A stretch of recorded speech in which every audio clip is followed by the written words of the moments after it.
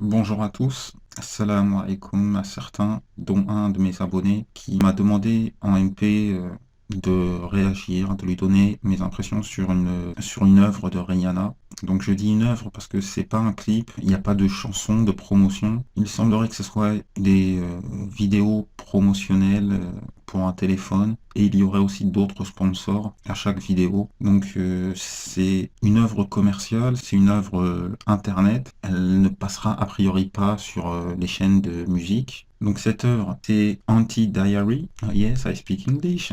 Et je fais des jeux de mots pourris aussi. Diary signifie en français un journal intime. Donc un anti-diary serait un contre-journal intime. Donc une autobiographie dans la mesure où l'opposition au journal intime ne serait pas sur l'auteur du journal, mais sur la confidentialité du journal, on va dire. Cette œuvre, cette biographie est faite en 7 vidéos, 7 rooms. Elle les appelle 7 rooms, donc des chambres. Je pense que c'est plus des chambres compte tenu du journal intime que l'on écrit dans sa chambre. Donc il y en a 7. Il y en a une première qui n'est pas numérotée. Donc la numérotation commence à 2, donc ça va jusqu'à 8, mais des œuvres biographiques, en fait, il y en a que 7. Elle joue beaucoup avec les nombres. Donc il y a 7, comme je vous disais, chapitres à son livre, sans compter la première qui est une sorte de zapping. Les 7 vidéos font 61 secondes chacune, 1 minute 01, 101. Si on y ajoute les 16 premières secondes du zapping, on a au total 443 secondes de biographie. Donc il y a pas mal de chiffres premiers, 7, 61, 443. Il y a certainement d'autres significations à toute cette mise en forme, mais je suis pas très bon en numérologie.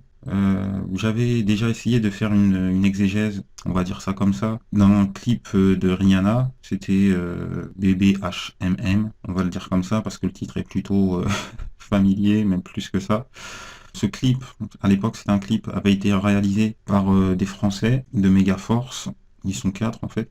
Anti-Diary, lui, a été réalisé par un autre Français, Woodkid. Donc il y a un certain talent en France pour mettre en scène quelque chose de très très très particulier. Quand je dis très très très particulier, c'est que c'est plutôt sombre. De mon point de vue de croyant, de musulman, je pense que vous l'avez compris dès le début. Selon moi, ce sont des œuvres plutôt maléfiques qui sont loin de l'unicité divine. Donc je vais reprendre les 7 rooms. Je vais faire une narration assez rapide de ce que je pense être sa biographie. En fait, je vais essayer de vous traduire ce que je pense que les vidéos veulent nous dire. Donc après, je vais essayer d'être assez court, assez bref. Pour plus de précision, je vous invite à aller sur mon blog. Par exemple, quand je vais vous dire Shayatin, il y aura dans l'ordre les muses du panthéon grec. Ensuite, il y aura les 4 épiclès d'Hermès. Je vais aussi vous parler de l'oracle et de l'architecte. Donc ça fait référence aussi à Matrix, de même que le passage de l'autre côté du miroir. Vous en saurez certainement plus sur tout ça via mon blog, du moins les références. Si après vous n'êtes pas croyant que, selon vous, j'ai fait une mauvaise interprétation des images que Rihanna nous propose, je ne vais pas vous contredire, hein, elle n'engage que moi-même et ma croyance. Mais selon moi, elle est dans une erreur, elle est dans une fausse promesse. Et à la fin de cette vidéo, je vais juste vous mettre un verset de ce que je pense être cette fausse promesse à laquelle elle a cru et qu'elle nous livre dans sa biographie. Donc je vais commencer par la première vidéo de 16 secondes, puis après entre chaque pièce, chaque room, je mettrai un petit bout de ce zapping, quoi. Donc voilà, bonne continuation.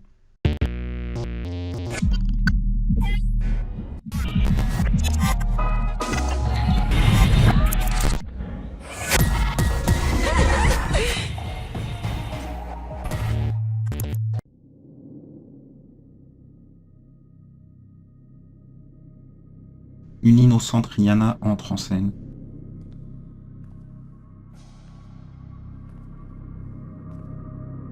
Elle n'a que son talent autour du cou.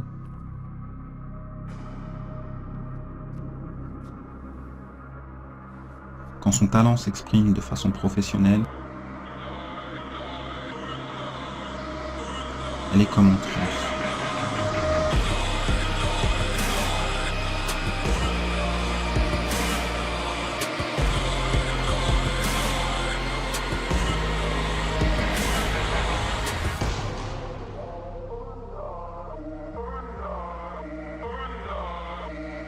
Les Shayatines l'accompagneront pour canaliser ce talent.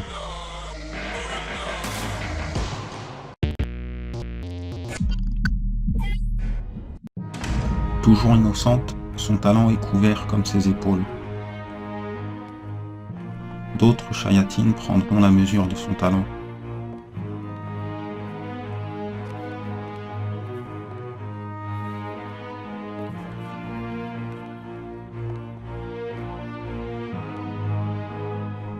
L'oracle n'a qu'à le voir pour lui laisser le choix de passer de l'autre côté du miroir.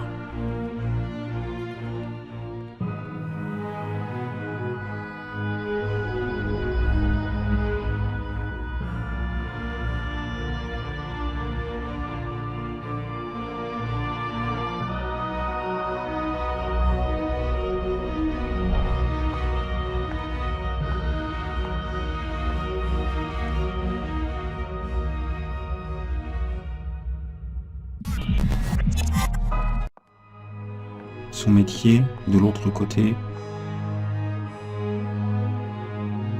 sera celui de la bête.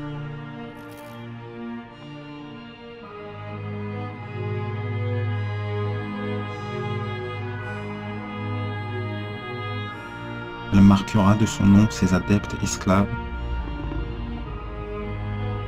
sur le front, entre les yeux.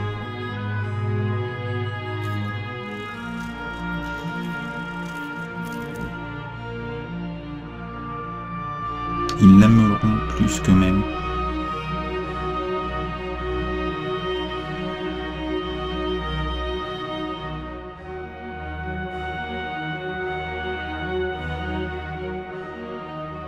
Ils se feront du sang d'encre pour elle.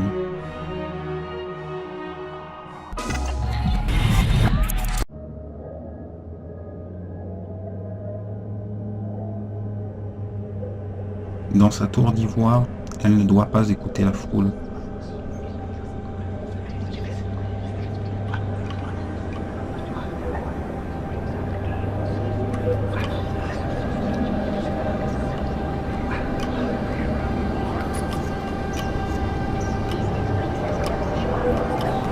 Si elle ne s'inquiète plus,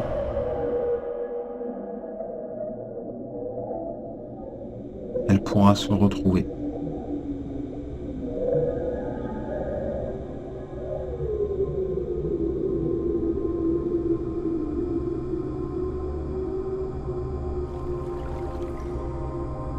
Cette fille sous cette couronne, c'est elle-même.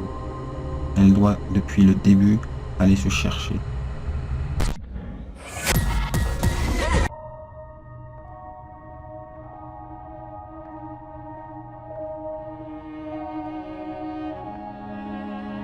Elle sera soutenue par tous les Shayatines qui peuvent exister.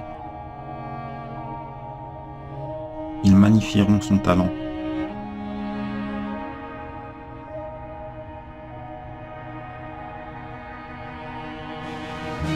La feront avancer quelles que soient les oppositions.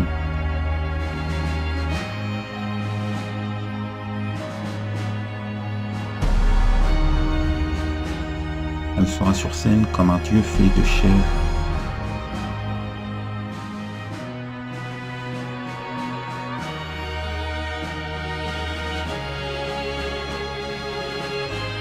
Une trinité.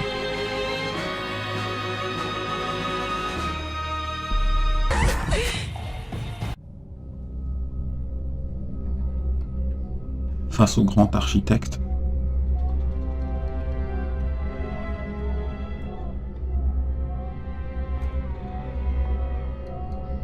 elle hésite peu avant d'ouvrir la porte de la raison. Ce choix lui ramènera la richesse.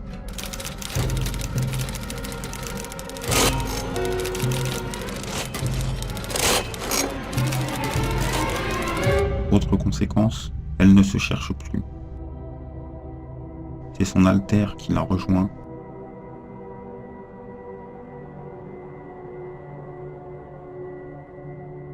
Et réalise la promesse.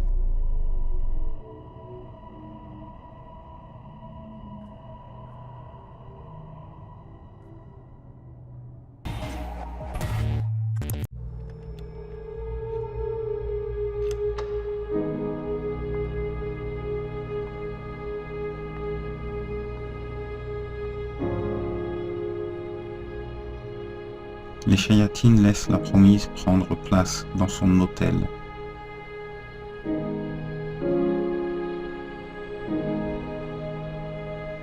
De génération en jeune génération, comme le sable du temps, comme de la poussière d'étoiles,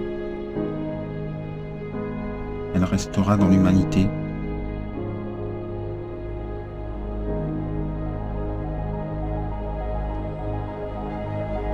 Cette promesse d'être une star.